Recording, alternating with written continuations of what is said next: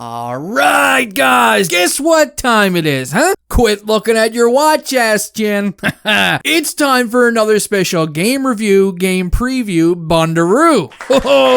As the Habs are set to square off and drop the gloves with the Maple Leafs tonight for Game 3 on May 24th, 2021. Now listen, I know it's May 24th weekend, okay? A lot of you guys are probably still watching this with a barf bag in their lap because, hey, you were all probably drinking pretty heavily the last 48 hours. Well, throw down that bag, grab yourselves a beer, and park that ass on a chair, as we're about to do a quick review of Game 2, and then we're going to take a look at the projected lineups for tonight's game, and talk all about Game 3 between the Habs and the Leafs. But first, before we begin, if you guys are a fan of the Habs, Shea Weber's cross chicks to the head, or Wayne Simmons chops, please consider subscribing to my channel, as I upload hockey content daily and would really enjoy if you guys decided to tag along for the ride. Also, if you guys want to get in on some of the fun here, take a stab at predicting the score down there in the old comment section, and if you get it right, I will pin your comment to the top and give you guys a shout out in the next game review, game preview, Bunduru. God, that's catchy. Now,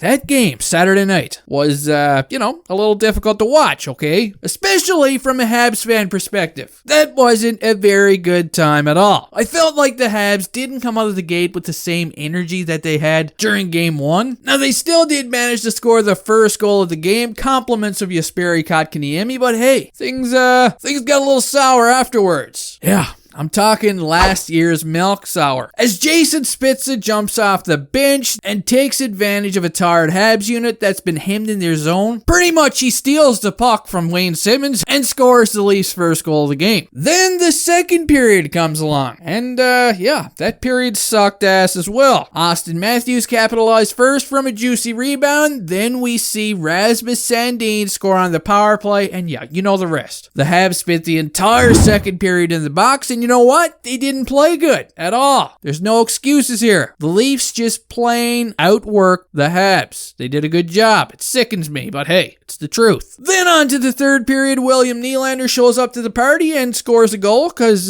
he always tends to do that against the Habs, that slimy looking bastard. And then Ducharme in the third period tries to pull a Patrick Waugh. He pulls Price out of the net with lots of time left in the period. And you know what? I didn't mind this idea, as hey, you gotta do what you gotta do. But it didn't work out too well, as the Leafs just done a great job shutting the Habs down, and eventually Alexander Kerfoot would score a goal here, giving those Leafs a 5-1 win in Game 2. Now, before that period ended, shit did get kinda ugly. We seen quite a bit of rough stuff going on. Wayne Simmons slashed the ankles of Joel Edmondson, and then Joel Edmondson came in and cross-checked Simmons square in the face.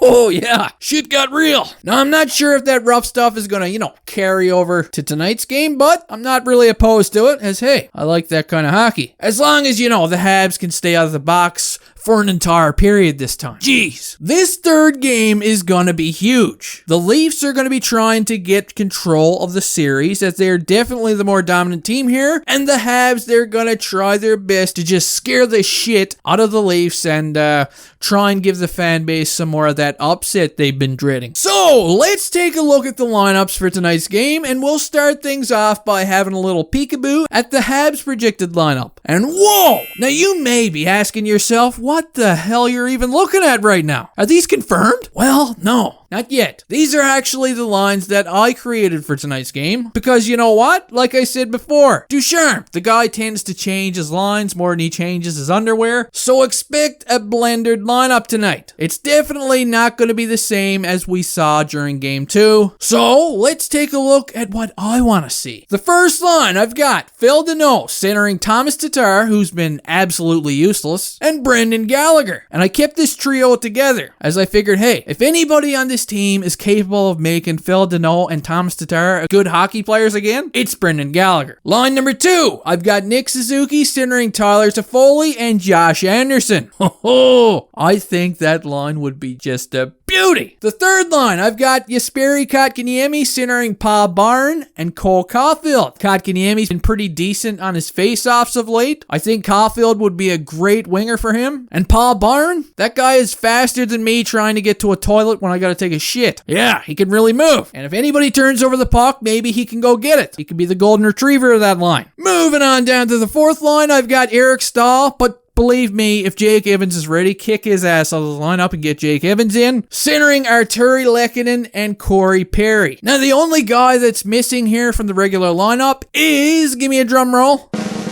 Yoel Armia. Armia. God, you say that name really fast and it just freaks everybody out. Now, I didn't really want to pick on him. He's already got 2 assists during the playoffs, but hey, believe it or not, I just find it hard to sit Lehkonen as he actually shoots left, and he just plays pretty good two-way hockey. But I wouldn't be opposed to bringing Armia in and letting Corey Perry sit a game. Now, onto my defense lines, I've got Joel Edmondson paired up with Jeff Petrie. As the first unit, Brett Kulak with Shea Weber and Ben Sherratt with Alexander Romanov. Yeah, bring him back in. The guy needs to get back into the lineup here. Will it happen? I don't know. But one could hope. Anyway, if you guys got any different lines for tonight's game for the Habs, hey, let her rip down there in the comment section and I'll have a look. Now let's take a look at the Toronto Maple Leafs lineup, and I expect everything to remain the same as that team was just clicking really good last game. We've got Austin Matthews between Zach Hyman and Mitch Marner. Austin Matthews had a big game putting up some points Saturday night, and hey, I didn't like it. Didn't like it at all. Moving on, we've got Nick Foligno now centering the second line between Alex Galchenyuk. How much wood could Alex Galchenyuk chuck if Alex Galchenyuk could chuck wood? Huh?